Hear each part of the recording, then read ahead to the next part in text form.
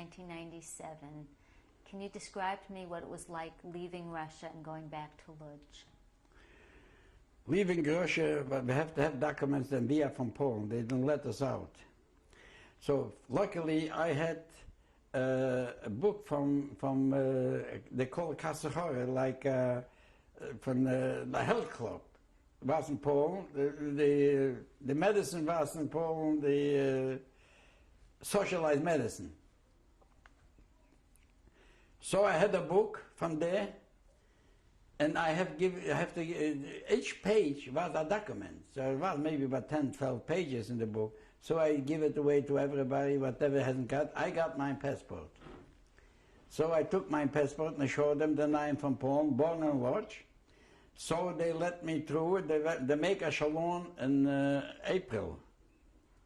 In April they make cars, which they go to Poland, and they give us that time, I think, also 2 breads, no money, but I think just 2 breads they give us and some oil. On the road, that's what we went. I don't remember how long it took us to go to Poland. And we went to Poland. On the road, we had a place where the locomotive and the car was shut up by the Polish Armor Krajowa, AK they call it. The Polish army, which they hate the Russian. They was fighting against the Russian. So they shut up the train. Luckily, nothing happened to us. It was that time was covered train, not open. Also the kettle train. We went into Poland. We went into to a small town, and then selected the trains which goes to Lodz. So I went back to Lodz, and in Lodz, I looked for the relatives if somebody is living there. So I went in. I wound up in the Jakuba 16. There was the Jewish community made over there a place where all the people wherever came back from Russia or from other camps, look for people can stay there.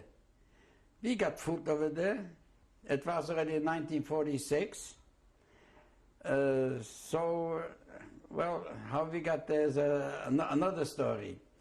But we got food there, and we started to look for to make a living. So we got a room.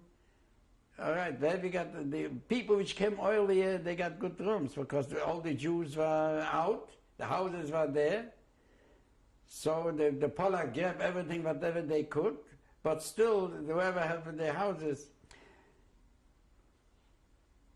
I had that time a room next to a toilet. And I was glad I had it because I had not only me, neighbors which came over from Russia.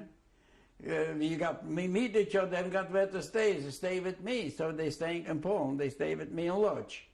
They stayed with me a few days until they found something else. They moved out. I was working that time as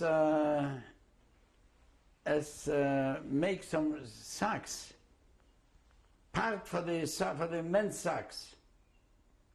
I make part of it, just the top. And they love it. I make a lot of money that time, but what we gonna buy? Nothing to buy. My daughter was that time. So nobody is there, so we finally went into not to the kibbutzim, but to the organization, Zionist organization. They should send us to the camps. Maybe in Germany we're gonna find somebody. Because everybody, whatever was in the camp, they was sent up to Germany. That time was a lot of the DP camps. How did you find out about your family? I couldn't find out anything. I didn't find anyone from there. Accidentally, I found a cousin in Lodz, which he passed away. My mother's brother's son, which he passed away recently. That's all what I found. And the rest I found people which were here in the United States.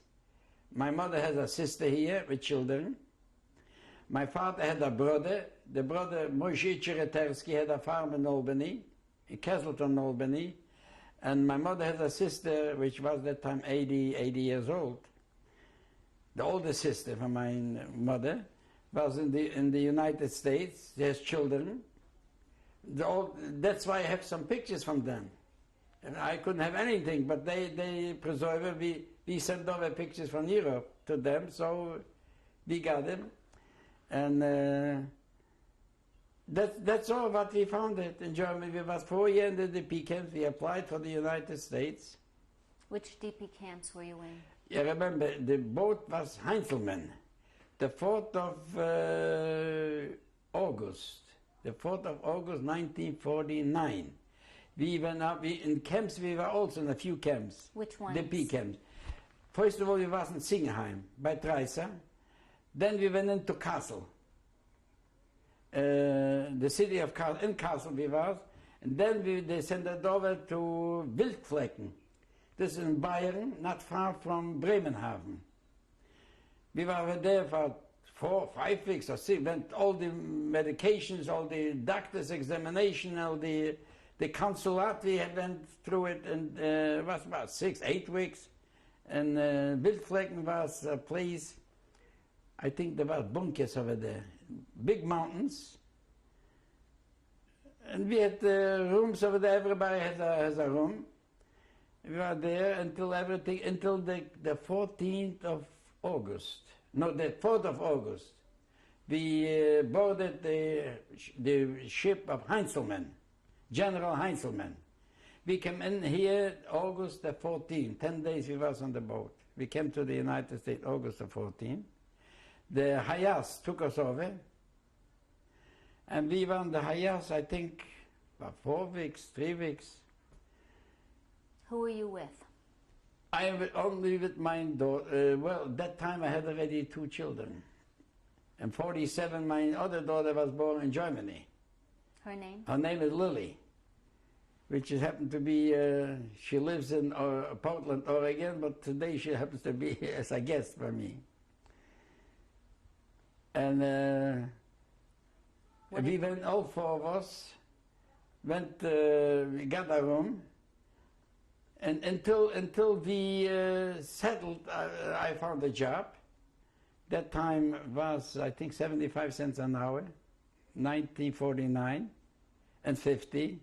When I make mine 20 weeks, so the knitting was sectional. So I got $16 unemployment. No, I got $26 if I didn't work.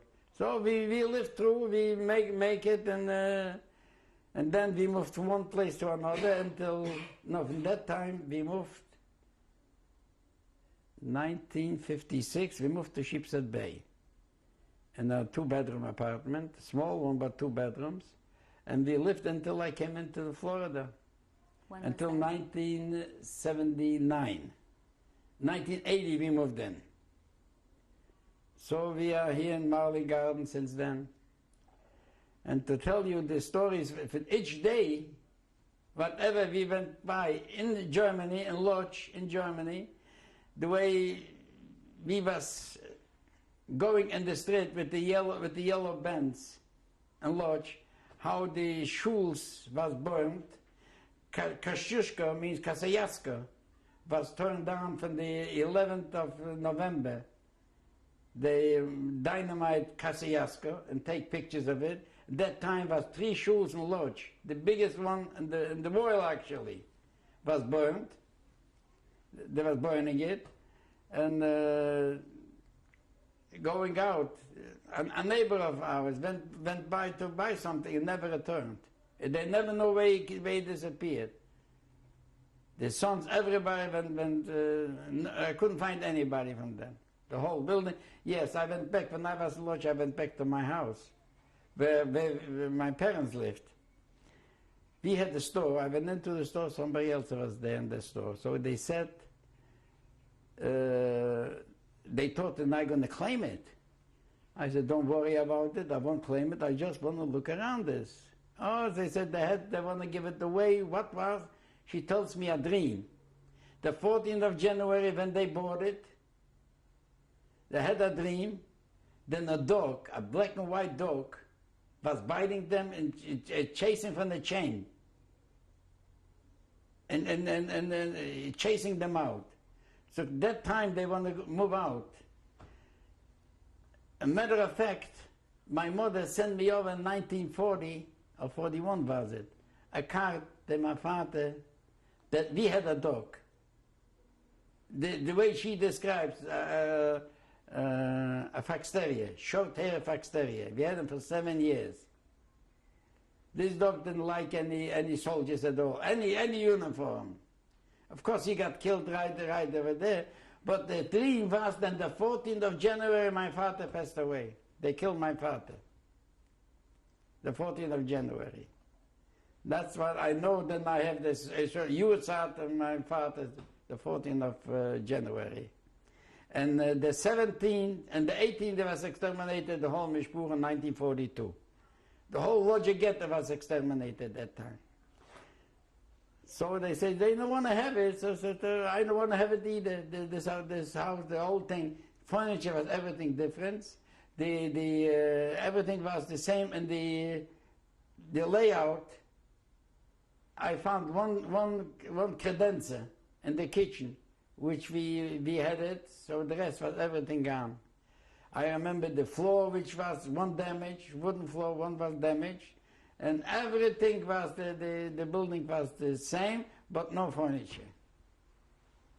Did you ever go back to Poland since you've been in the United States? No, I have no desire. I have no desire. I was over there once, and a matter of fact, my father was buried. He has a burial place, but everything is grown away or not recognizable. So I even don't go for Kaiverut when I was in Poland. So now, of course, there's nothing there. I have people which go there, look around. I am in contact with them. They say it's a completely a different world over there. It's not the same Poland the way it was. As a matter of fact, when I came back from Russia, all the main streets was in contact. The ghetto was all turned down, and the big houses from the main street, from the Nowomiejska, was tearing down and make basins to make over there. I don't know why, what for, they need water over there. They took away a lot of houses over there. But I was there in 1945 or 46. That's what happened. So what can we do? A destruction was plain. And my father, telling you another story about my father, we had land in Israel. In 1925, my father bought land in Israel. I bought it in Petah Tikva. 4,000 dunam land. He bought it in 1925 with a group of 100 people from Lodz. Was doctors, they called Surus Aishiv. Then in 1929, not 30, they asked us to send over kibbutzim and the land to work. So we sent over $100 for kailim. The kibbutzim should have something to work with. Then we decided, then my father isn't a farmer. He liked to have exchange somewhere else. So they exchanged the 40 dunam, they give him 4 dunams in Tel Aviv. He agreed to it. So he's going to have 4 dunam in Tel Aviv. That time Tel Aviv. And we have friends, the Ryterskis, the same, which they moved in 1937 to Israel and was living in Petah Tikva. No, not in Petah Tikva, Ramat Gan Bet. That time, he had a store that time. And when I was in Israel, I was inquiring about the Ryterski. A grandson has Chaim Ryterski already. It was my father's a friend. I never got in contact with them when I was in Israel about 3 years ago. So at that time, my father bought his land, and in 1937, they received a kushan from England. That time was the land was for England. We received a kushan. Then the number, this land in Tel Aviv belongs to us. And after the war, 1952, I was concerning, I was in contact with Ken Kamet LeIsrael. So they bought it, we bought it through them. So they sent me, they had no knowledge of it. in 1952. I didn't go to Israel to find out, so I had some people over there, which the Mishpucha lives in Israel. From the Weimans, they're all in Israel, so they put down a lawyer, they couldn't find it. And finally I got a lawyer here from England, international lawyer. Couldn't find it either. I had it in my hand, my father's name, my mother's name, my name, my brother's name, and my sister's name was written on the... I couldn't inherit them because they are alive, so it disappeared, everything, and nobody going to give me any answer to this. Well, that's what happened. They say if they're going to have me an answer, I have to pay them, not they should pay me, because the taxes, what they... So I figure out, taxes, they have taxes now, whoever is over there, they pay taxes. Although it's my land, but they pay taxes on it. They couldn't collect twice taxes. No, guy freed the Israeli people what they do. Let me ask you a question about your children. Did you ever tell your children when they were growing up about your experiences in the Holocaust? Yes. Yes, I told them who I am and what I am and where they are. They're very proud of it. And they see the way I live. I don't abuse anybody. As a matter of fact, they made me 80-year birthday, so my daughter had a speech, who I am. Then, even though in Marlin Garden, not only among my friends, the strangers, nobody has a bad word about me. I don't harm nobody, I don't ask nobody for anything. I do what, if I can do a favor to somebody, I'm going to go out in the middle of the night doing it. So that's the idea with the children, what I brought up, and I think they are the same. This one, the Lily, is a terrific girl. She does for somebody more than she does for herself. Do you have grandchildren? I have two grandchildren. One, Debbie, from the older daughter. Debbie is the oldest one. And then I have Cheryl. Cheryl got married this summer. Of course, for the second time.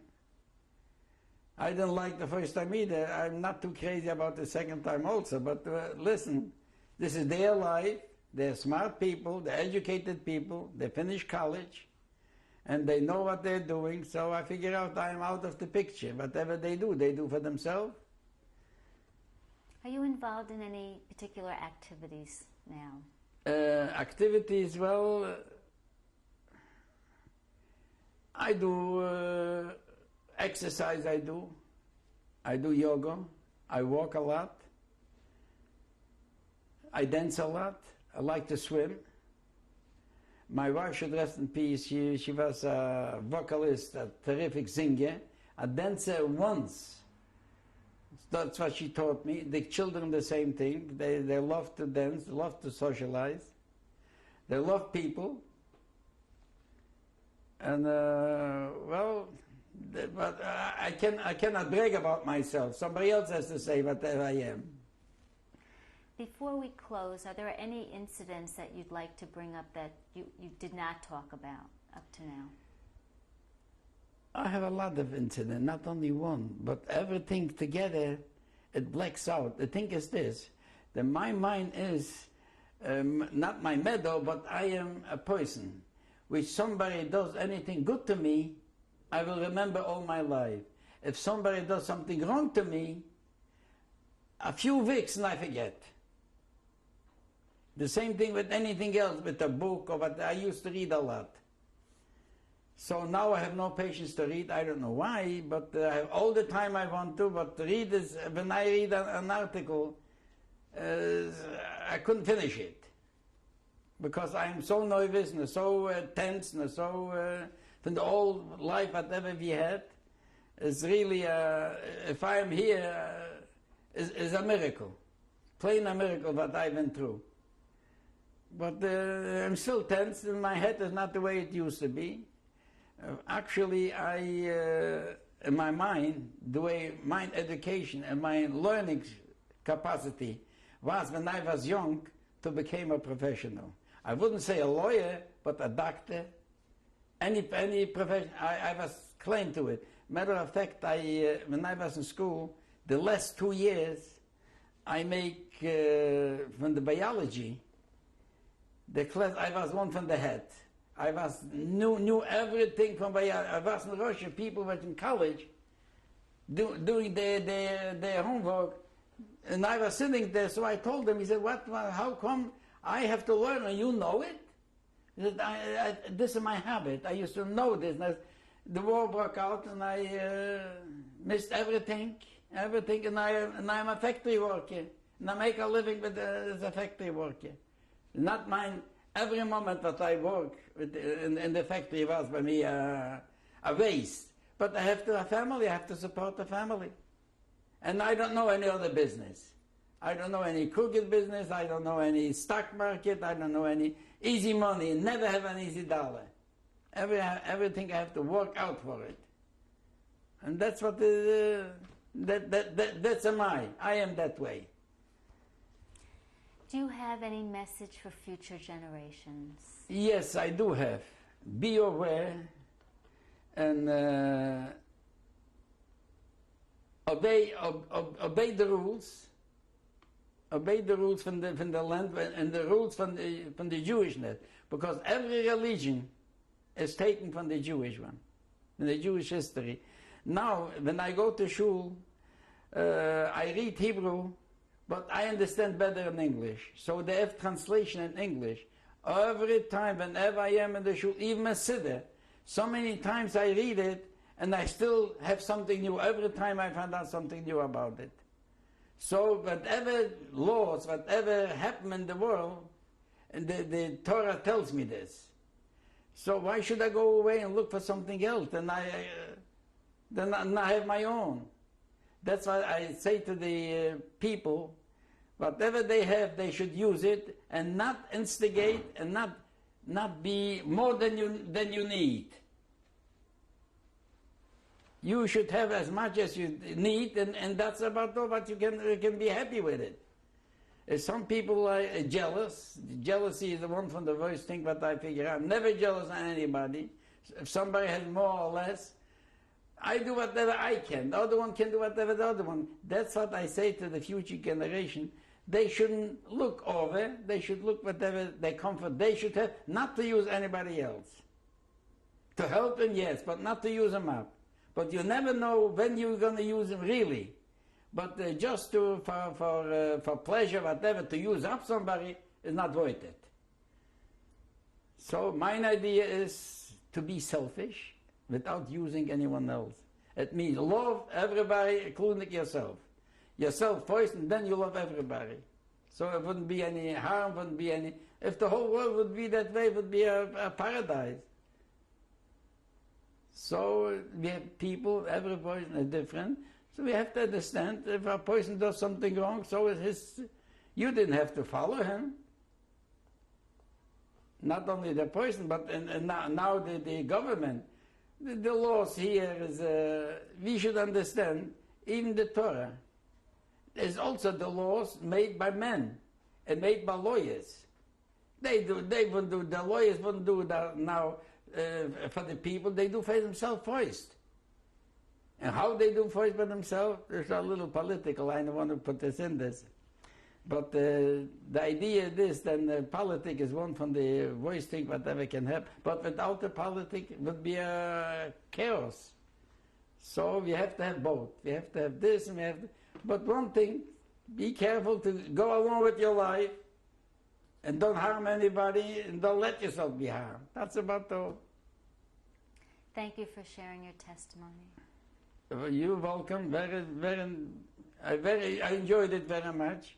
And I hope people will understand how to live from now on. Live in harmony and live in, be comfortable. Everybody can have, it's already a philosophy which I cannot bring it out. It's a big discussion. This is not and this tema that we are talking now about. Who's sitting next to you? This is my daughter Lily, which I mentioned before. She was born in 1947 in Germany. is, and this is whatever she wants to say about it. Whatever she brought up, what kind of people, group she was born with, and she was raised with. So now you can say a couple of words if you want to. I remember the United States. I was 2 years old when I came here, and we lived in Seagate, and then in Coney Island, and then moved to Sheepshead Bay, where we lived most of our lives, growing up. And my father always had a great sense of humor, and still does. And it's nice to be back and visiting with him and realizing how much I'm like him. And I'm glad about it. Thank you. This picture? This picture is taken in 1895. My mother is the second in the bottom from the left. And the rest is uncles and my grandfather, which I never knew, my grandmother. Some of the uncles I knew and some I don't. This is this is the picture that I got here in the United States from a cousin. When my mother's sister, which is here, she was that time in the United States, she came into the United States and brought over the picture. That's what I have the picture from her. Your mother's name? Name is Mariam, Mima Mariam. Did you know your grandparents' names? No, I don't know. And where was this picture taken? The picture was taken, I think, in Poland in 1895. And I found the picture here by my aunt. And that's about all what I can tell about this picture.